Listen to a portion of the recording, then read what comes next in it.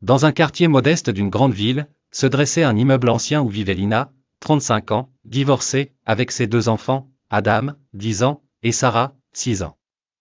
Lina avait étudié la littérature avec passion, rêvant de devenir éditrice ou écrivaine. Elle avait rencontré Yacine, un homme charmant au début, mais instable et colérique.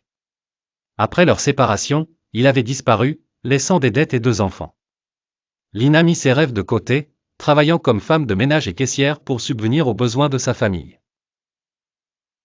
Elle rentrait à minuit, souvent après avoir marché plusieurs kilomètres pour économiser les frais de transport.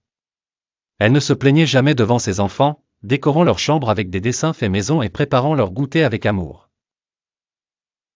Un hiver, la chaudière tomba en panne.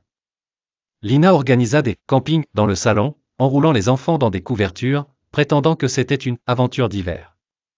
Elle veillait à ce qu'ils ne se découvrent pas, dormant rarement plus de 3 heures. Un soir, Adam observa sa mère en silence. Il savait qu'elle ne mangeait pas toujours et travaillait dur. Il lui demanda pourquoi elle faisait tout ça. Lina répondit qu'elle voulait qu'il n'ait jamais à choisir entre un rêve et un repas.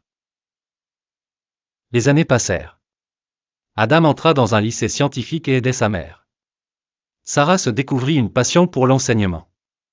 Lina les encourageait, relisait leurs devoirs, chaque euro comptait pour eux. Adam obtint une bourse pour une grande école d'ingénieurs. Sarah fut admise à l'université. Lors de la cérémonie de remise de diplôme de Sarah, elle rendit hommage à sa mère, reconnaissant ses sacrifices. La salle se leva, les applaudissements furent longs et sincères. Lina pleura doucement, sentant que ses efforts n'avaient pas été vains. Plus tard, Adam acheta une maison et offrit à sa mère une chambre avec une bibliothèque. Sarah, devenue professeure, écrivit un livre pour enfants dédié à sa mère.